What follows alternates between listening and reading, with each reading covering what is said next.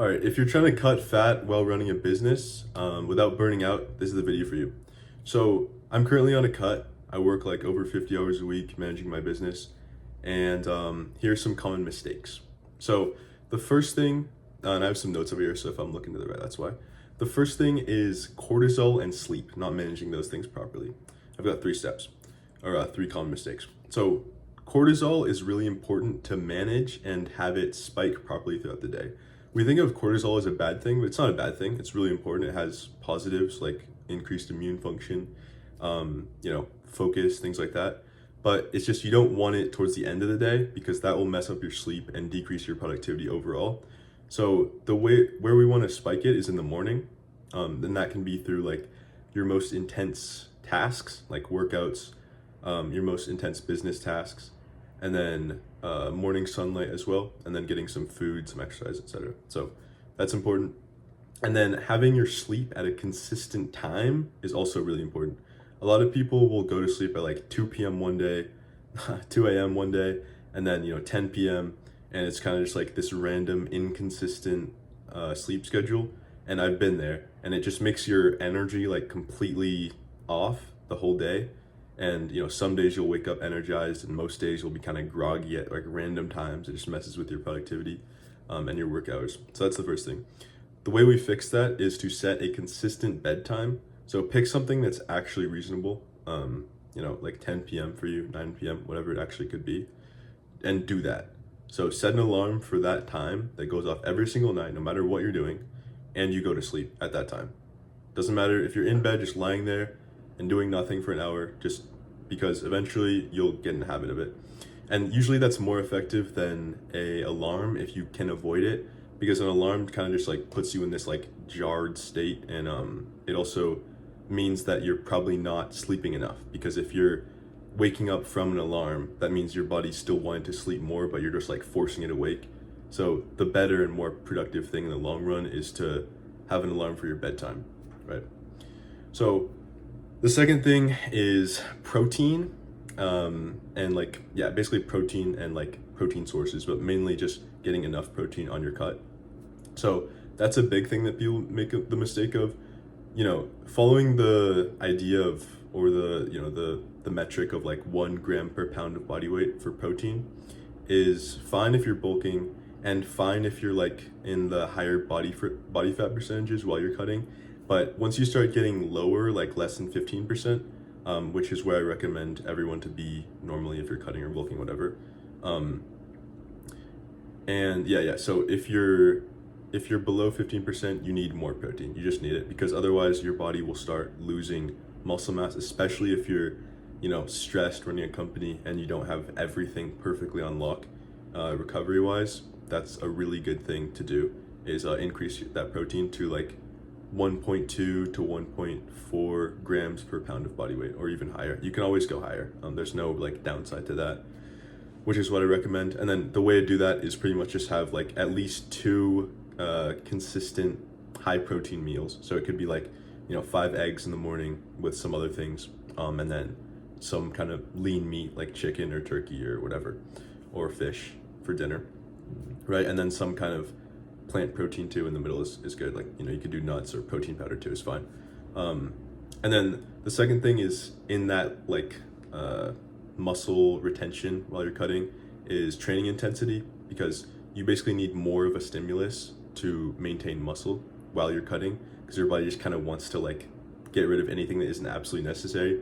So you need to like really drive that stimulus home for your body to maintain that muscle mass. The third thing is meal timing for productivity. And this is a big one. A lot of people will eat like cereal in the morning, and it's like, dude, what are you even doing? Because it's like, even just carbs, like any kind of processed carbs, even literally toast, makes you like so much less productive. Like you're sluggish and slow, and you're not like, you're not sharp. You need to be sharp for a lot of these things. So I would say in the morning, it's really useful to have something light, like protein and fats, or fruits are fine, but just something that takes a bit longer to digest. So like sugars are going to be really bad, if it's not like from a source like fruits or vegetables, whatever. Any kind of like super processed, high, like fast acting, high glycemic index foods are gonna be bad. So that's basically like, white bread or cereal or that kind of thing. You get like that kind of category, right? You do want to eat something though, because usually in the morning, for most people, you're hungry, and if you don't eat at all, you're just like kind of annoyed and like pissed off, which is fine for some tasks, right? But a lot of times it's good to get something in the morning. That also helps with the whole circadian rhythm, cortisol too. So the way I would recommend structuring this, especially if you're on a cut, is to have food in the morning, but just make sure that it isn't those processed things. So it's like healthy vegetables, things like that. What I usually have in the morning is like broccoli, cauliflower, lentils, and then like 5 eggs and a couple other things, just for like longevity metrics. But yeah, it's good because it doesn't like change my energy levels. It's pretty consistent, just fills me up. And then yeah, just have like pretty consistent meals, and I would recommend kind of bunching them towards the beginning of your day so that you can be like in a good state while you're working, right? If you're like just always hungry and kind of like annoyed, that might not be the best. I mean, some people work well in that kind of like pissed off, just like kind of mode, which is fine. But yeah, I would say generally eating more meals in the beginning of the day is helpful. So probably breakfast, lunch, and a snack will also work for some people, and then dinner. But yeah, and then here are 5 like bonus things that are helpful for cutting. So while running a business, so sleep is a performance multiplier. These are kind of like mindset things. So if you want to have the best productivity you can, you shouldn't have caffeine or take like basically the best productivity drug is sleep, right? Something I always like to, so that's something I always like to recommend, because if you really just do have high quality, consistent sleep, and if you like track it, like using a Whoop or something like that, is very helpful. And it's the biggest difference in your productivity you'll see is good sleep. It's like the highest priority for you as a business owner. Business is kind of like, we've all heard this before, business is kind of like on top of you. It's kind of like built,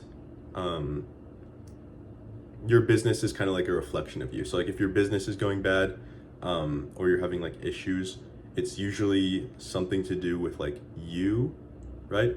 So if you fix your sleep, your diet, your exercise, and your emotions are stable, everything is kind of humming in that sense. You're productive. You're not like having random energy troughs throughout the day. It's pretty consistent. You're not having like random dopamine spikes and stuff like that. Then it makes everything a lot easier. Business is still hard. I'm not gonna say it's easy, but it's a lot easier, I guess. So yeah.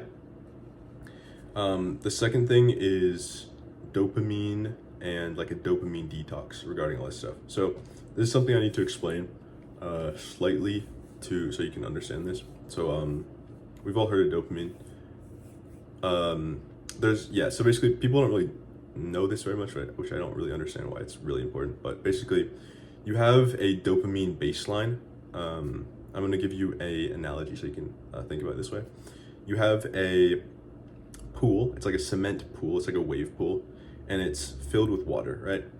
And every time you do something that's like really high dopamine, like it could be anything, honestly, but have like a really high sugar meal or something like that, or scroll on TikTok, whatever you do, you're basically splashing that pool in that wave pool, and water's coming out, okay? And water is your dopamine. And so every time you do that, water splashes out, and so your dopamine gets your baseline gets lower. Wherever the water is in that wave pool gets lower and lower and lower and lower, right? And that dopamine is basically your drive and your energy and motivation for doing all these things, right? Because business and building a good physique, they're not easy things to do. That's why they're desirable, right? And you've done the business thing, so you obviously have the discipline. It's just about applying some of these mindset tips to physique as well. So anyways, you are if you're constantly decreasing this water supply, you're going to have less motivation to do everything, and everything is going to feel harder.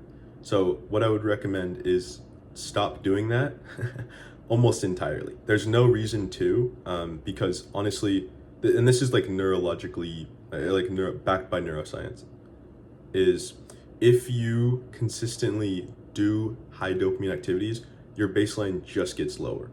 Like, it just makes you less happy, less motivated overall. Like, if you don't believe me, if you think I'm wrong or like in any way, like, go next time you see a crackhead, like, ask him how his pursuit of pleasure and high dopamine went for him. Like, it's how the baseline works. If you constantly do high dopamine activities, your baseline just gets worse. It doesn't get better, you know. So that's important too. Third thing is your gym schedule has to fit the mission, not your ego. So your gym schedule has to be modeled around your business goals, and not like that you want to lift for 7 days a week for 2 hours, you know. It has to be something that you can actually consistently stick to, something that is synergistic and helping you in business. And so it doesn't necessarily need to be weightlifting, but I would recommend at very least 2 sessions per week, and ideally more if you're cutting. But I understand, you know, if you're busy, you can make it work. You just need basically, you know, intelligent programming, right, for that. But having a succinct and basically well-structured workout plan is really helpful. So basically, you're not spending a million hours in the gym. You're actually getting in, getting out, and like doing your sets, doing your workouts, getting that productivity boost and that like emotional resilience and stability throughout the week without any of the drawbacks of like spending too much time. A lot of business owners will be like, oh, well, I don't have time to work out. But it's like, you're kind of saying you don't have time to be productive. Like, no one's saying you need to spend, like I said, six days a week, you know, an hour and a half workouts. You don't. To get the benefits, it can be 2 days a week. It can be 3 days a week if it's structured properly. But that hour you spend, or 2 hours, even total per week, it can be that, is giving you so much more than 2 hours in your energy, in your focus, like I said, in your emotional management. And the fourth thing is relaxation and burnout prevention. So this is important in general, but also especially if you're on a cut, is to make sure you're modulating your like work hours and your exercise hours paired with rest days and just recovery throughout the day, right? So if you're 100% on, you're going, like, some people can do that for a minute, but eventually your body will just not let you do anything for a while. It'll just burn you out, right? So the way we prevent that is, if you look at the literature, it's basically spending 42% of your day not doing stuff, basically just relaxing. That means not doing something productive. Basically, you can kind of do something productive, but it shouldn't be effortful. It shouldn't be like this discipline thing. That should be for the other hours, you know, the other 14, right? And that means ideally 8 hours of sleep, and then 2 hours, ideally before bed, is how it works for me, just so I can sleep better. You can do 2 or 3 hours, whatever fits for you. I usually push towards 3 just because I have a tendency to just overwork until I'm just kind of crashed, and I think a lot of people can relate to. So yeah, but pick something like that. Let's say if you're going to bed at 10, let's say you stop work at 7, and then you have, you know, an hour to do some tasks and like random stuff, and you need to make dinner, pick up whatever, or and then those 2 hours can be just like hang out with people, relaxing, reading, chilling, taking, you know, whatever, a bath, whatever is relaxing for you, taking a walk, right? That's really important, and that's the main thing for the work side of things to not burn out. And then for the exercise side of things, that's making sure you have rest days. It can be 1 day of rest, but honestly, I would recommend 3 days. Could be more, could be 4, could be 5. But I would say something like 2-3 days at the minimum rest days at the gym is going to be smart. And that's for muscle growth, not necessarily for cardio if you need to do that separately. But that'll help you get the benefits from strength training without doing too much, putting too much stress on your body. While you might already be a little bit stressed from understatement, maybe a little bit stressed from business, right? Now, the fifth and final thing, and I think this is extremely important, is about pain tolerance. And this is kind of why I covered dopamine before. But pain tolerance is an extremely important skill in business and in muscle growth and like building a attractive physique, jacked physique, right?